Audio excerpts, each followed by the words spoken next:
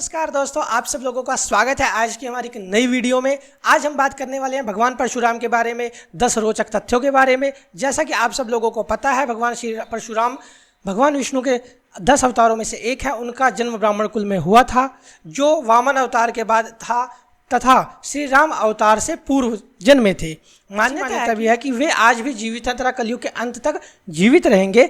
ऐसे ही उनके जीवन से जुड़े कई रोचक तथ्यों के बारे में आज हम आप लोगों से बात करने वाले हैं। चलिए शुरू करते हैं भगवान परशुराम के बारे में 10 मुख्य बातें। भगवान विष्णु का कोई भी अवतार ऐसा नहीं रहा है जो कि दूसरा अवतार ले लिया हो, अर्थात अवतार की समाप्ति के पश्चात ही वे दूसरा अवतार लेते थे।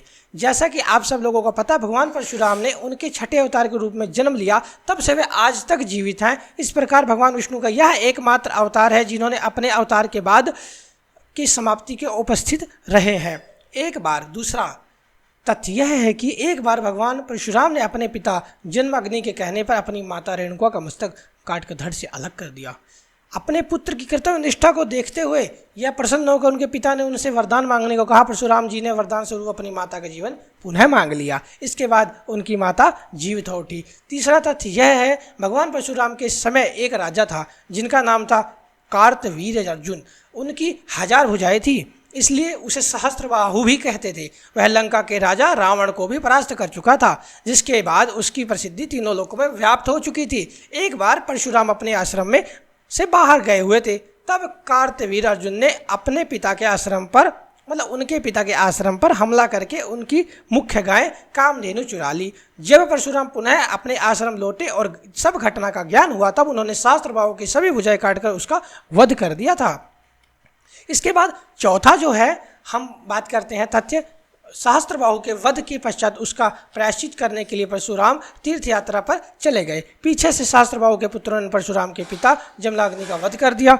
जब परशुराम जी को इसका पता चला, तब उन्होंने पृथ्वी से 21 बार सहस्त्रबाहु के क्षत्रिय वंश का नाश कर दिया। इसलिए उन्हें पृथ्वी को 21 बार क्षत्रिय विहीन करने के तौर पर भी देखा जाता है। उसके बाद पांचवा, राम अवतार के समय उनकी भगवान श्री राम ने जनक राजा के दरबार में प्रथम बार भेंट हुई थी। तब उन्होंने यह ज्ञान नहीं था कि श्री राम विष्णु के रूप हैं, इसलिए वे उन पर शिव धनुष तोड़ने के लिए क्रोधित होने लगे थे। भारी सभा में भगवान परशुराम और श्री राम के छोटे भाई लक्ष्मण के बीच तीखा संवाद भी हुआ था। इसके बाद श्री राम ने परशुराम को अपने विष्णु अवतार के रूप में दर्शन दिए थे। यह देखकर परशुराम का क्रोध शांत हो गया था, वे वहाँ से चले गए थे। भगवान श्री कृष्ण छठा, भगवान श्री कृष्ण ने समय से भी उन्हें महत्वपूर्ण योगदान दिया है। महाभारत का युद्ध लड़ने वाले 3 महान योद्धा उनके शिष्य थे। उन्होंने भीष्म पितामह, गुरु द्रोण तथा दानवीर कर्ण को अस्त्र शस्त्र की विद्या में पारंगत किया था। बाद में इन तीनों ने महाभारत के युद्ध में कौरवों की ओर से महत्वपूर्ण भूमिका निभाई थी। सातवां, एक बार उनका अपने ही शिष्य भीष्म से भयंकर युद्ध हुआ था, लेकिन इस युद्ध का कोई भी परिणाम नहीं निकला था, क्योंकि परशुराम भगवान थे। वह भीष्म को अपनी इच्छा के अनुसार मृत्यु मिलने का वरदान था। इसलिए कई दिनों तक भीषण युद्ध चलने के पश्चात स्वयं देवताओं के बीच के युद्ध को रुकवाया था। महाभारत के एक और आठवां तथ्य, महाभारत के एक और मुख्य पात्र कर्ण ने परशुराम से झूठ बोलकर शिक्षा ग्रहण की। उसने स्वयं को ब्राह्मण बताकर शिक्षा ग्रहण की, जो कि असत्य था। जब भगवान परशुराम को इसका ज्ञान हुआ, तब उन्होंने कर्ण को श्राप दिया कि जब उसे अपनी विद्या की सबसे ज़्यादा जो आवश्यकता होगी, तभी वह उसे भूल जाएगा। इसी श्राप के कारण महाभारत के भीषण युद्ध में कर्ण का वध धनुर्धारी अर्जुन के हाथों हुआ था। 9वां तथ्य, भगवान परशुराम के बचपन का नाम राम था, लेकिन एक बार उन्होंने भगवान शिव की कठोर तपस्या की तथा भगवान शिव ने उन्हें परशु नाम का एक अस्त्र दी, जिसे कि कुल्हाड़ी कहते हैं, जो उन्हें बहुत प्रिय थी। इसी के बाद से उनका नाम परशुराम हो गया।